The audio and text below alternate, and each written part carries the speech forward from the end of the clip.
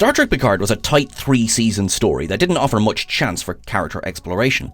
At least not to the same degree that its inspiration, The Next Generation, managed to get away with. How then to discuss Raffaela Musiker? She was brought to vivid life by Michelle Hurd, playing the antithesis of the type of officer an audience had come to expect.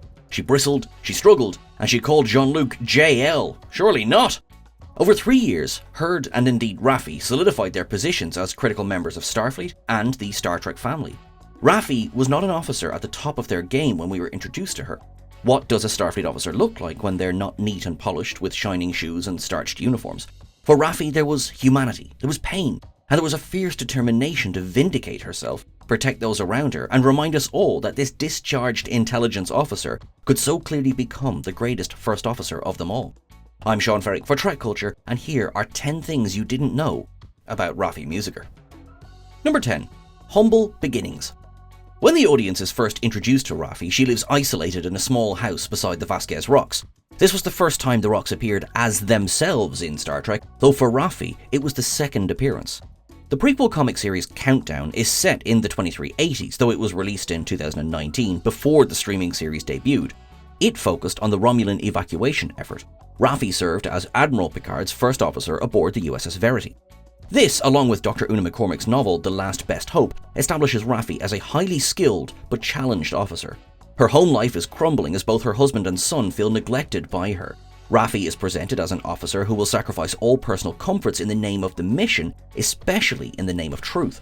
When the synths attack Mars, and Picard resigns following Starfleet's refusal to commit more resources to help the Romulans, she quickly finds herself alone in the service, reassigned and ignored, sinking into addiction and paranoia. The Raffi that the audience meets at those rocks is one still burning with the shame of a dishonourable discharge from Starfleet, estranged from her family and abandoned by her former commanding officer. Number 9. 10 million families worldwide. Though Michelle Hurd and Jonathan Frakes wouldn't share scenes until Star Trek Picard's 3rd season episode The Bounty, they had already shared touching behind-the-scenes moments. Hurd credits Frakes with helping understand the breadth of the Star Trek world. As she was embarking on her Picard journey in the show's debut year, Frakes advised Hurd that she was now going to be a part of 10 million families worldwide, something that became clear when she began attending conventions. Though the land-based conventions were an experience of their own, it was the Star Trek cruise that inspired early, powerful memories. On her first trip, she hosted an edition of Star Trek Trivial Pursuit. Hurd, who is dyslexic, was given little preparation time to master some of the more challenging Star Trek names, dates and places, something that she warned the crowd of as she spoke. This admission of a person with dyslexia thriving in Star Trek's sphere encouraged many fans to approach her and thank her for helping them feel represented in the world. Number 8. Decorated officer. Eventually. Raffi went through the ringer. After she was discharged from Starfleet, she was at a loss, struggling to stay upright. This is how the audience finds her in Maps and Legends. Though it would take her vindication and extreme self-sacrifice, she would end up a highly decorated, reinstated officer. She earned the Starfleet Medal of Honor. This was for her commitment to the truth in the face of great opposition. She maintained that the synth attack on Mars had been orchestrated by the Romulans, though at the time she was lost amongst planetary politicizing of the incident. When the Zhat Vash were revealed, and thus her theory was proven correct, she was rewarded and presumably the recipient of a long and heartfelt apology.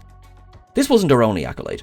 She was also awarded the Starfleet Command Decoration for Valor and Gallantry, an award given to an officer who has displayed extreme bravery and courage in their service, which she received in 2385, presumably in the aftermath of the synth attacks, but before the fallout became clear. Number 7. The changing of the guard. Michelle Hurd joined Star Trek in Picard's first season, appearing alongside fellow newcomers Issa Briones, Evan Evagora, Alison Pill, and Santiago Cabrera. For the first and second seasons, this new crew, along with Sir Patrick Stewart, crafted Star Trek Picard's tone and shape. This changed when, as the second season began to wind down production, although there was only a 1-week gap between the second and third season's productions, Hurd discovered she would be the only one returning for the final adventure. On Connor Trenier and Dominic Keating's Decon Chamber podcast, she described the experience as challenging and heartbreaking, despite her elation at continuing to work on Star Trek. She also bemoaned the lack of communication to a point. As the plans for the third season were being drawn up, she recalled hearing rumours along the grapevine that people wouldn't be coming back for the last year. She knew that she would be back, as showrunner Terry Matalas had called her into a meeting about her character.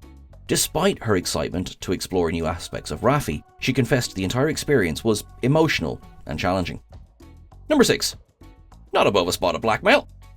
When JL plans to board the artifact, he's stuck between a rock and an assimilation tubule. Who is the only person who can help? Why, it's Raffi, of course, despite the cost to herself and her friends. While en route to the cube, Picard asks her to help get them diplomatic immunity. And to be fair, she manages it.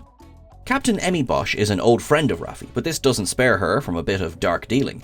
With a joking reminder that Raffi knows where all her bodies are buried, the tone of the conversation quickly changes when Raffi's goal is revealed. Though placed in a difficult position by Picard, Raffi slips into the role of a gentle bully with ease. She gives Bosch no opportunity to deny them this favour, instead having to settle for granting their request, or face being pulled into, at best, a diplomatic incident, or at worst, a full-scale war with the Romulans. Raffi achieves her goal, even if it's at the cost of a friendship. Number 5. What's in a touch? The hand-holding that launched 1,000 ships, Seven and Raffi, or Safi if you will, shared a tender touch in A in Arcadia Ego Part 2, one that was inspired by an altogether less tender touch in Stardust City Rag. For the earlier episode, Raffi clapped Seven in stage handcuffs, with both Heard and Jerry Ryan feeling there was a spark there. As the season came to a close, the actors discussed this at length with Michael Chabon, then showrunner. They decided to add a touch in that scene to introduce the exploration of their romance. As the second season arrived, following the novel Second Self by Dr. Una McCormack, Seven and Raffi were a couple. Michelle Hurd and Jerry Ryan were keen to show a realistic depiction of the characters' relationship, which included the typical bickering that all couples face.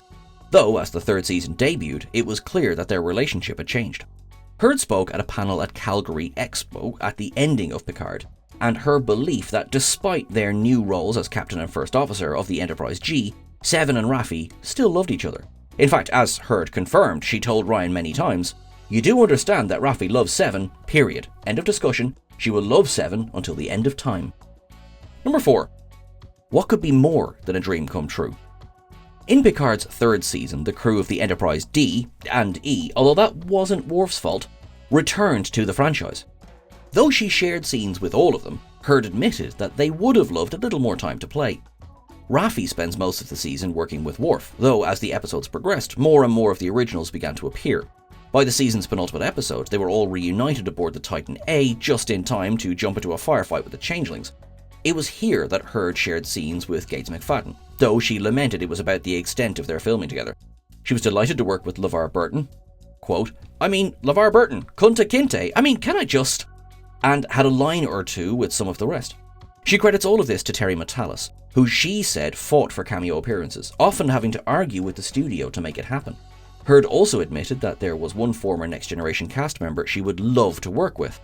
At that Calgary Expo panel, she said to Collider's Maggie Lovett, selfishly, Guinan would be nice to play with, I'm just saying. Number 3. Family matters in the final frontier.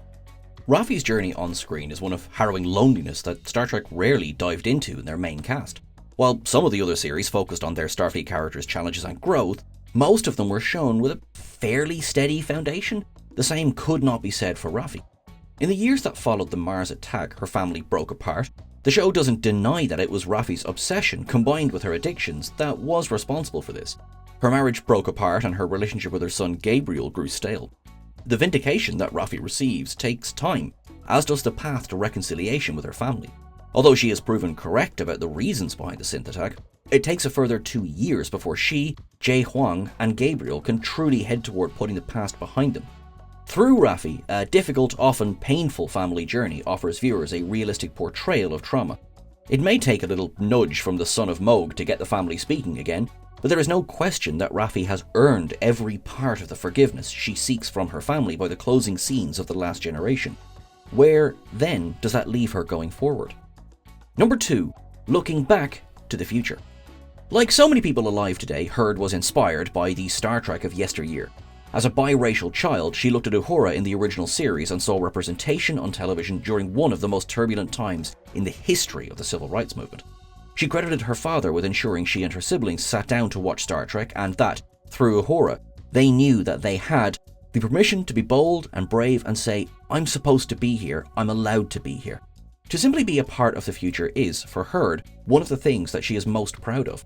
While she, as a child, saw Uhura on the bridge of the Enterprise and knew that she had a place there too, she now hopes that there are little black and brown kids who will see her exactly as she is in the year 2400, existing with full equality and the right to be herself. Number 1. How many letters in a legacy?